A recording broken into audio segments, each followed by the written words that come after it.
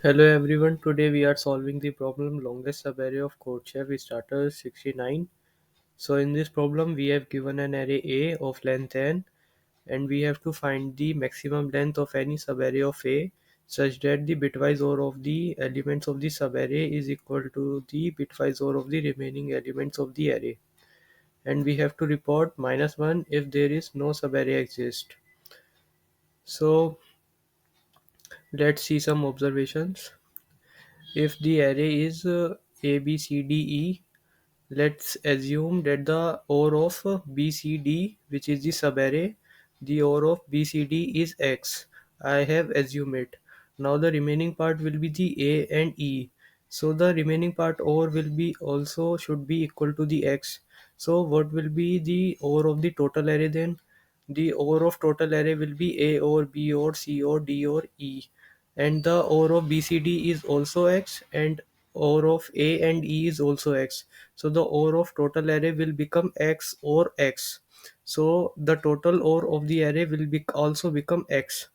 So basically, when we have to find the subarray, then we have to find whether the OR of the subarray is equal to the OR of the total array or not, and OR of the remaining part of the array is equal to the total OR of the total array or not.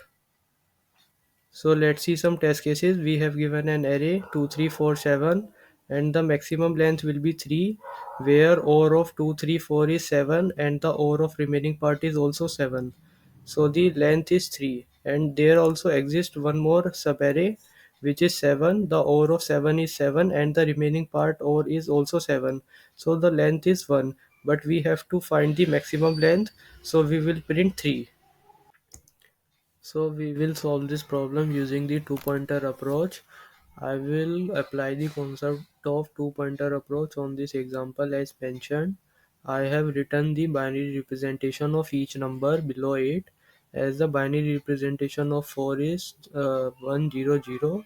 So I have written it in vertical order as 0 1 0 0, where the last row is the 0th bit and the first row is the third bit. Now there are two variables L and R in two-pointer approach. Both are initially to the starting point. Now I will increment the R value, and the this means I have included the 4 in my subarray. Now I will check the condition whether the OR of the subarray is equal to the OR of the total array or not, and the OR of the subarray is 4 and OR of total array is 614. Now this is not equal, so I will increment the value of the R, and the subarray will become this. And again the condition is not satisfying, I will again increment the value of the R, and the subarray will become this. It will again increment by R, so it will increment it until it reach to the 8. So the R is pointing to the 8 now, and the OR of the subarray is equal to the OR of the total array. Now I will check next condition whether the OR of the remaining part is equal to the OR of the total array or not. And OR of the remaining part is 8 and OR of the total array is 14. So it is not equal. So now in this case I will increment the value of the L. So increment the value of the L means I have excluded the 4 from my subarray. So the subarray will become this. Now I will check the first condition whether the OR of the subarray is equal to the OR of the total array or not, and yes it is. Now I will check the condition whether the OR of the remaining part is equal to the OR of the total array or not, and it is not equal. Again I will increment the value of the L, so the subarray will become this. Now the OR of the subarray is equal to the OR of the total array, and OR of the remaining part is also equal to the OR of the total array. Now in this case my answer exists, where the R minus L plus 1 will be the size of the subarray. I will store it into my len variable, and I will store the maximum value in the len variable. Initially len variable I will initialize the -1, and when there exists the answer, I will take the maximum value into my len variable. Now when there exists a answer, To expand the answer, I will increment the value of the r. It might possible by increment the value of the r, the size of subarray increases. So now the subarray will become this. So again I will check the condition. The OR of the subarray will equal to the OR of the total array. Yes, it is. And OR of the remaining part is also equal to the OR of the total array. So again the answer exists, and I will store the length into my len variable, and length will become 6, which is the maximum length of this size 6 which exist. In this way, I can find the answer. So let us understand how can we find the OR of the subarray and OR of the remaining part without iterating into the array. So I have created a vector named total of size 30, as there can be maximum of 30 bits in each element of the array, as you can see the constraints. So I will count the frequency in the total, which will indicates how many elements exist in the array whose ith bit is set. So total is 3240. This means there exist three elements whose third bit is set, and yes, there exist three element which is 888, and I have count the frequency for each bit. And I have also created another vector named subarray, which will count the ith bit of the subarray elements. So let's assume the subarray is this one.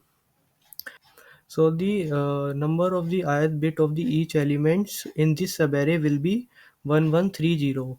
Now I can easily find the OR of the subarray using this vector. But how can we find the OR of the remaining one?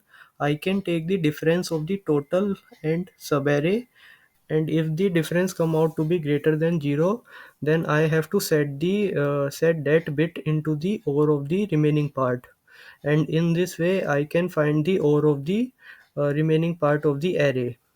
So the difference come out to as 2110.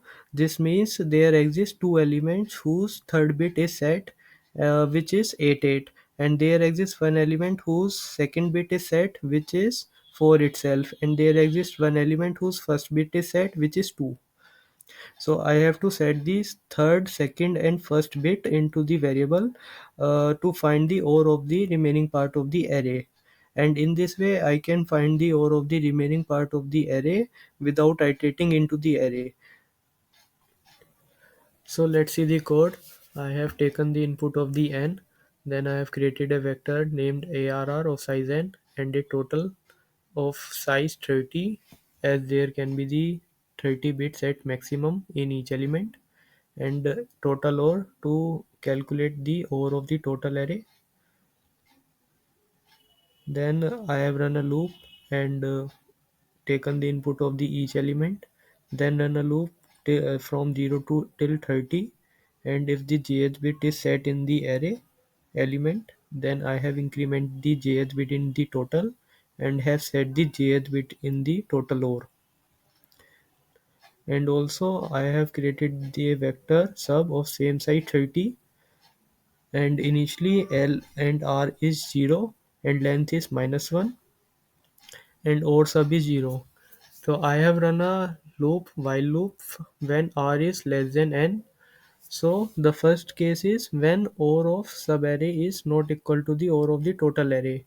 So in this case, I will add the rth element into the subarray. So I have added the ith bit into the subarray and have set the ith bit in of the OR sub, and then I have increment the value of the r.